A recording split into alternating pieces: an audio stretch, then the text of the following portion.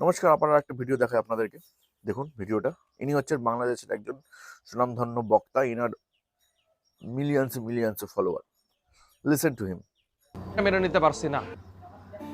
Iran বিশাল বড় একটি ভুল সিদ্ধান্ত নিল। এই সিদ্ধান্তটার কথা শুনলে বাংলাদেশের হাজারো মানুষের খুব কষ্ট লাগবে। হাজারো মানুষ ইরানকে ঘৃণা করবে। সম্মানিত দর্শক, কোনোভাবেই আমি এটা মেনে নিতে পারছি না। আশা করি আপনারাও মেনে নিতে পারবেন না।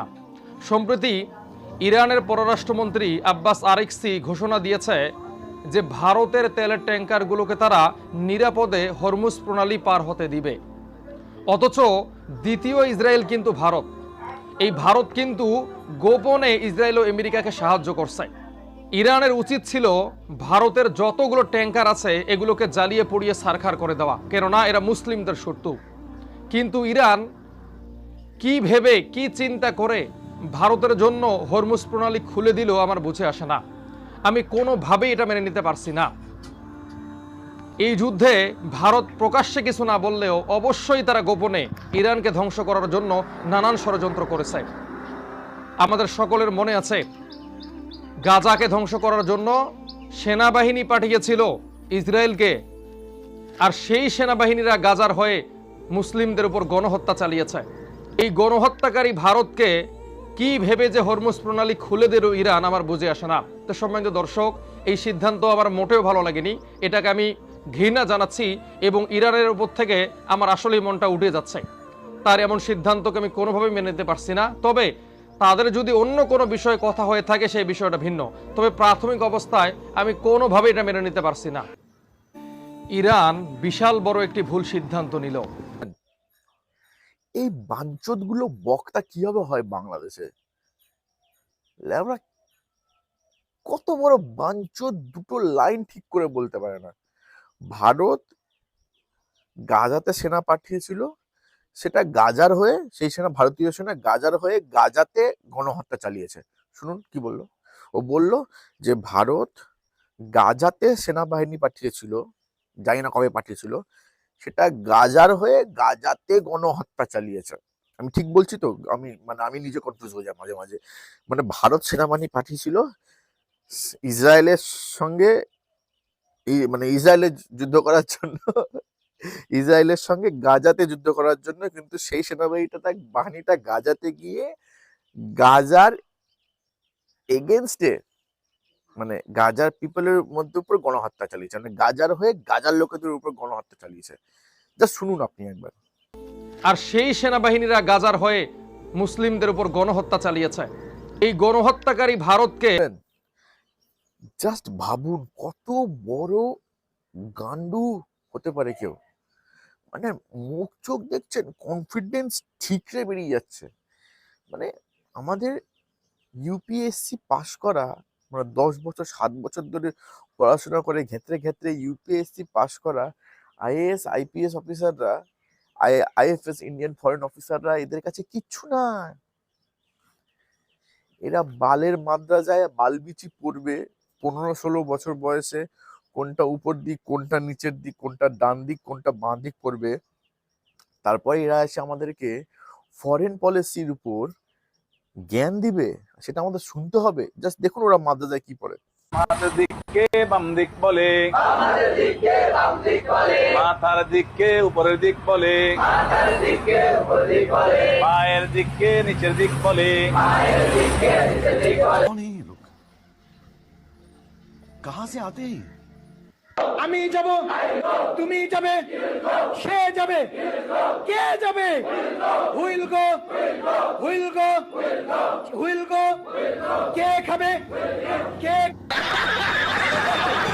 এই মাদ্রাসা ছাপ শুয়োরের বাচ্চাগুলো আমাদেরকে ফরেন ডিপ্লোমেসির উপর জ্ঞান দিবে। বাঞ্চোদ, তুই কি ভাবলি ল্যাওড়া? তোকে বলছি, হ্যাঁ তুই এই যে দাঁড়িয়ালা কি আছিস, তুই একটা ছাগল না কি বাল, তোকে বলছি শোনবে বাঞ্চোদ।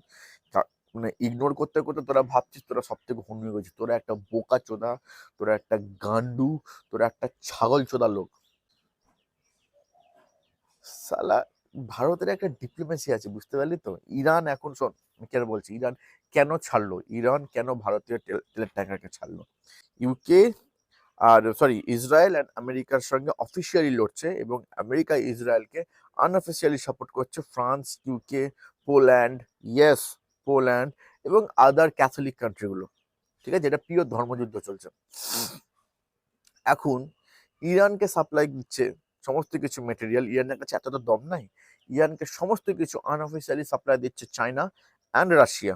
রাশিয়া থেকে বুলেটস আসছে, চায়না থেকে মিসাইলস আসছে, কি যেন বলে জায়গাটার নাম কি, এই রাস্তাটা যেমন, যে রাস্তাটা বানিয়েছিল চায়না, যে রাস্তাটা বানিয়েছিল আমাদের পিওকে দিয়ে থ্রু করে একদম করাচি পোর্ট পর্যন্ত, সেখান দিয়ে, সেই রাস্তাটা দিয়ে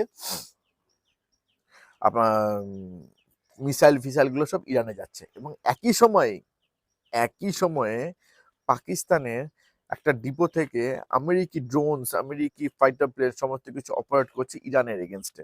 তো পাকিস্তান হচ্ছে দালাল স্টেট, ও দুজনকেই, শত্রু এবং মিত্র, ইরানের শত্রু এবং ইরানের মিত্র দুজনকেই পাকিস্তানের মাটি ব্যবহার করতে দিচ্ছে।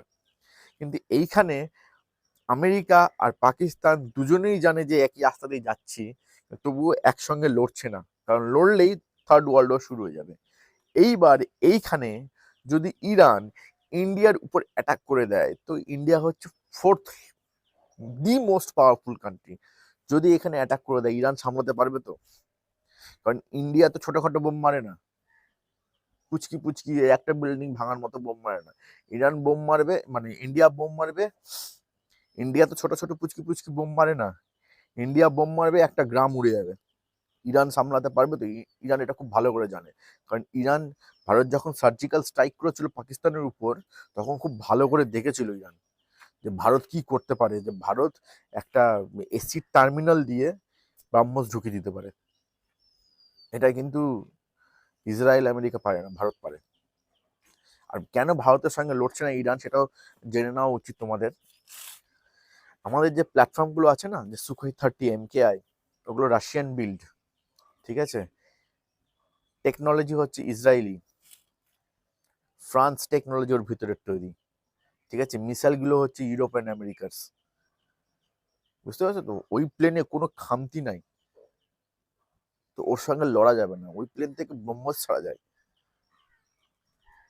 এগুলো জানে ইরান ভালো করে, যে ইন্ডিয়ার সঙ্গে লাগলে চারদিক থেকে ঠুকে পুঁতে গেঁড়ে দিবে। ওই জন্য ইন্ডিয়াকে জয় হিন্দ বলে সাপোর্ট করে ছেড়ে দেয় ইন্ডিয়ার অয়েল ট্যাঙ্কার। আর ইন্ডিয়া তেল ছাড়ে বলেই তোদের এই আব্বা, নাম যেন কি, তারেক রহমান, আমাদের কাছে ভিক্ষা চাইতে পেরেছিল যে দাদা একটু তেল দিয়ে দিবেন, আমাদেরকে খেতে পাচ্ছি না, চলতে পারছি না আমরা। মানছে, তোদের দেশে তো সিলিন্ডারে গ্যাসও ইন্ডিয়া থেকে আসে, বোকা চোদা, আমাদের সঙ্গে লড়তে আসছিস শুয়োর। পড়াশোনা করে একটু, সব সুচুডন্ট কুটকুডন্ট, এগুলো চুদিয়ে লাভ হবে না। আমরা প্রচুর পড়াশোনা করি ভাই। আমাদের দেশের ফেলুয়ারা না, আমাদের দেশের ফেলুয়ারা তোদের দেশে গিয়ে টপ করবে, বাংলাদেশে গিয়ে টপ করবে, আমাদের দেশের ফেলুয়া। তাহলে পাকিস্তানিরা বাঙ্গুগুলোকে পোষে না রে, পাকিস্তানিগুলো বাঙ্গুগুলোকে পোষে না, পাকিস্তানিদেরকে নিজেদের বাপ মনে করে এই সুমনের বাচ্চাগুলো। তাহলে যত জ্বালাবাল ইন্ডিয়ার হয়েছে, যত জ্বালা সালা ইন্ডিয়ার হয়েছে, চারপাশে এই মস্ত সুমন নিয়ে বসবাস করছি। 4-5টা গরু থাকলে তবু ভালো ছিল, সব কটা সুমন হয়েছে, খতখত করে গু খায় খালি। দ্য বেস্ট উপায়, ভারতীয় গভর্নমেন্টকে বলছি, এদের মধ্যে 2 ইঞ্চির দম নয়, 8 থেকে 9 ঘন্টার মধ্যে সাইড হয়ে যাবে। একদম র্যাম্পেজ চালিয়ে দিন একটা এই সমস্ত বাংলাদেশিদের উপর। রংপুর আর নাম যেন কি, সাহেবগঞ্জ, রাজশাহী দখল করে নিন, সব শান্ত হয়ে যাবে। তোদের দেশে শোন শোন শোন শোন মোল্লা, শোন শোন, তোদের দেশের সমস্ত ব্যুরোক্রাটরা আমাদের দেশে এসে আমাদের পা চাটেবে, চেটে যায়। সেটা আমাদের দেশের মানে তো সৌভাগ্য যে আমাদের দেশে ভদ্রতার খাতিরে ওগুলো ভিডিও পোস্ট করি না। যদি পোস্ট করতি না, দেখতিস কেমন করে, তো তাদের তারেক রহমান এসে মোদির পা চাটছে। আর থাকবে না। যখন আমরা পাওয়ারে যাব, আমাদের মতো ইয়াং লেখরা লোকেরা যখন পাওয়ারে যাবে, তখন এগুলা বালের বিচি সম্পর্কে পারবে না। আমাদের একটাই উদ্দেশ্য হবে, বাংলাদেশকে শেষ করা। উইল এন্ড বাংলাদেশ, শেষ করে দেবো বাংলাদেশের যত বালবিচি গল্প আছে।